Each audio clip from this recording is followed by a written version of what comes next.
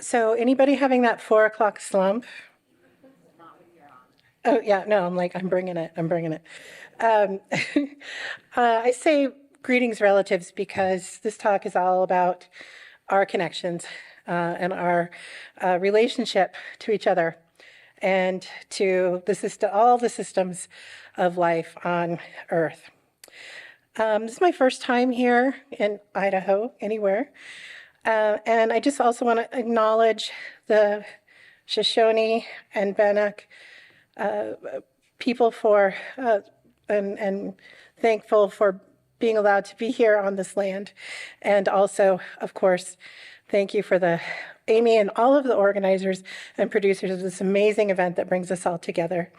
I'm here to talk about the rights of nature, and I had some slides. And I had all these questions over the course of yesterday and today, and I was like, there's too many things. I threw away my slides. So it's just me. So you're going to have to rely on my charm, or I'm going to have to rely on my charm to get through the next 15 minutes. But thanks for sticking with me. So rights of nature, how many of you have heard of the rights of nature? Not bad. Okay. So of those of you who've heard of it, how many of you think it's a legal tool? And how many of you think it's like an indigenous-led systemic culture shift? Well, the good news is you're all right. Everybody's correct. When I first started working on the rights of nature in 2005, 2007, when I was 12, I was one of a handful of people who understood and could talk about what rights of nature is and what it isn't. Today, it is the fastest growing environmental movement in history, globally. And most of you still don't know what it is. So hopefully we're gonna change all that. So I can't answer all the questions about what rights of nature is and isn't, or how it connects with the work, but I can promise you that it does with almost all of you.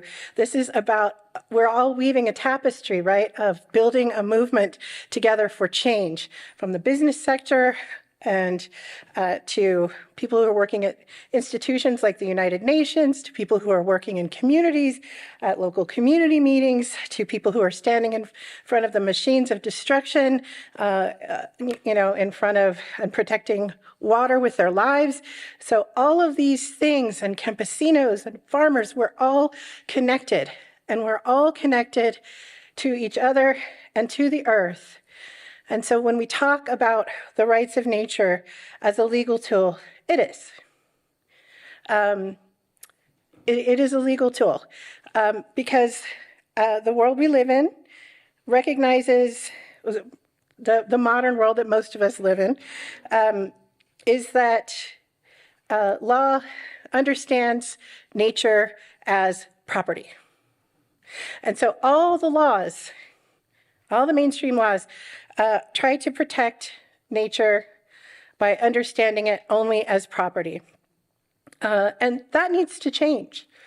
That absolutely needs to change if we're going to shift into a community of people who live in balance and concert and reciprocity with all of the Earth's offerings. We have to make that shift. So when I first started talking about rights of nature, I was the crazy rights of nature lady in the rights of nature movement. No comments, please, for those of you who still know me by that. But in addition to being that, it's also grown to really become this global movement that is indigenous-led, because indigenous people are, and traditional knowledgists, are the ones who are really holding on to that relationship that we all need with how to live in balance with the earth. And that's why their leadership is so important. Not because we want to go back, but because as we're moving forward, we all need to be forward in ways that understand that we are all in this together, and that we are not owners of nature, but we are a part of nature. And as the woman, Casey Camp Hornick, who's a Ponca leader, she's part of the Global Alliance for the Rights of Nature, and is the indigenous leader for the Indigenous Council of Garn, which is the Global Alliance for the Rights of Nature. And she's also our matriarch for movement rights and our founding board chair, says, we are not people protecting nature. We are nature protecting itself. And that's the shift that we all have to go through. So is it a legal change? Sure. Do we have to address, the laws that understand that, we can legally remove the top off of a mountain? Yeah, that needs to change. We absolutely need to change that.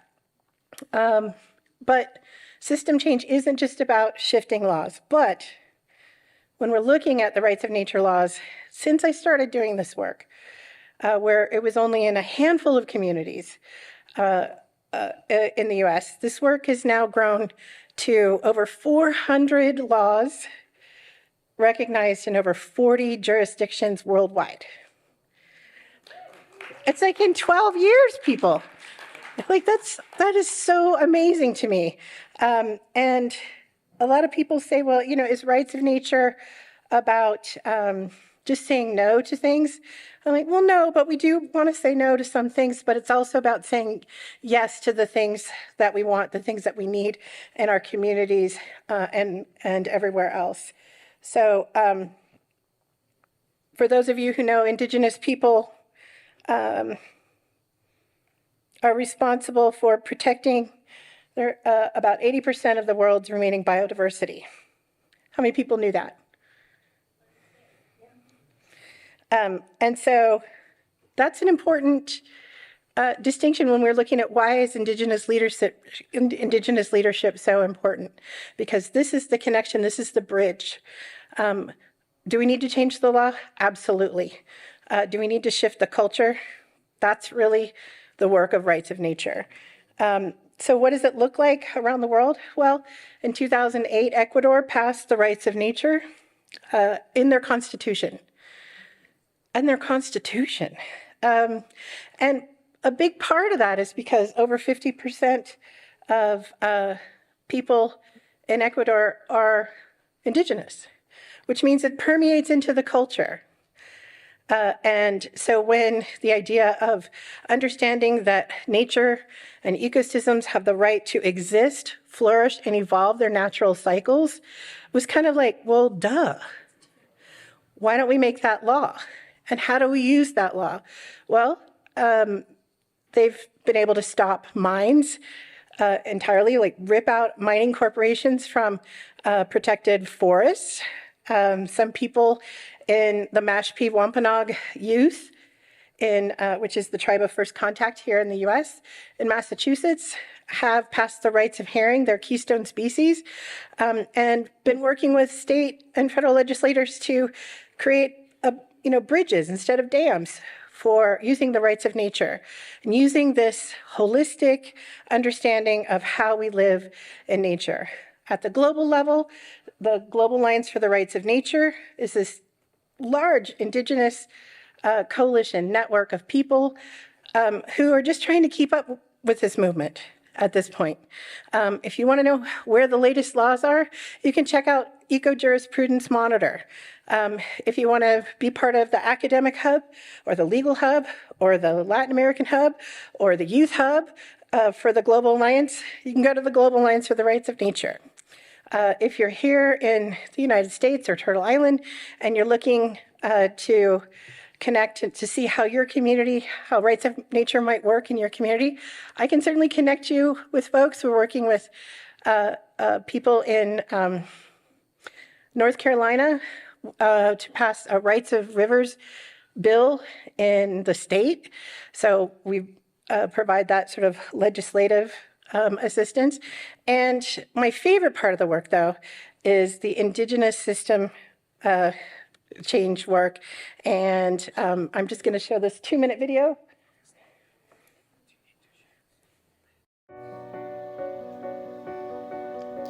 In late 2014, Shannon Biggs and I had already been working together for many years when we decided to create Movement Rights. We'd already been collaborating on community trainings on rights of nature and indigenous cosmology.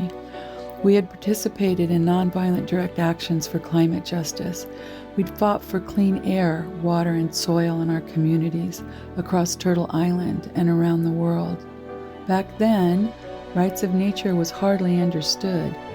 We were among only a handful of people in the United States that could even articulate what it meant, but we knew that rights of nature was so much more than just a legal change. It's a shift of culture. Movement Rights started as a conversation around a kitchen table. We began pondering how our experience and skills could come together to build movement momentum. Rights of nature is rooted in indigenous cosmology, the Earth's original instructions. Our job is to align human laws with the very real laws of Mother Earth. And that changes everything, doesn't it? Initially, I don't think we planned for Movement Rights to be a full-fledged organization with a staff and a budget. It was just the two of us working for nothing, even spending our own money. What we were doing, and perhaps most importantly, the way we were doing it, was critically different. We saw the need to organize from love of everything we hold dear, to go beyond policy as usual or reasonable expectations for what's possible. Ponca Elder Casey Camp-Horanek joined us as our founding board member in 2015, and then there were 3 of us around that kitchen table, and we never looked back. Today, we have a small team of powerful frontline Indigenous women leaders. We operate from a place of love and respect, and that's never going to change. We're lifting up Indigenous women and ensuring that our organizing isn't rooted in scarcity or competition. It's about the impact of empowering communities to be stronger and building connections with each other through ceremony, actions, solidarity, shared knowledge, and tribal sovereignty. It's a just transition to a healthier world. We stand arm in arm with Indigenous and frontline communities fighting fossil fuels. It's land back, water back, everything back, because that's how the sacred system of life works. We're all connected, and all of our struggles are connected.